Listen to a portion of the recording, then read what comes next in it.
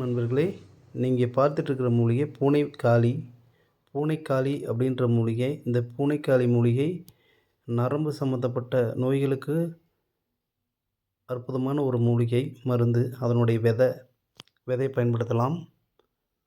தாது புஷ்டி அதான் நரம்பு தளர்ச்சி இந்த மாதிரி சம்மந்தப்பட்ட நோய்களுக்கு பயன்படுத்தணும்னா ரத்தம் நல்லா ஊறும். இந்த காயை அப்படியே சாப்பிடக்கூடாது.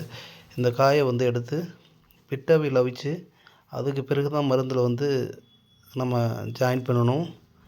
ஜாயின் பண்ணி தாதுபுஷ்டி லேகியம் செய்யும்போது கண்டிப்பாக இந்த பூனைக்காளி விதையை கலப்பாங்க. கலந்து தான் அந்த தாதுபுஷ்டி லேகியமே செய்வாங்க. ஒரு மிக அற்புதமான ஒரு மூலிகை இந்த பூனைக்காளி மூலிகை. இந்த மூலிகை மேல் தோலில் சின்ன சின்ன முட்களாக இருக்கும். உள்ளார தான் அந்த விதை இருக்கும். விதையை எடுத்து இந்த பூனைக்காளியில் நிறைய வகை இருக்குது.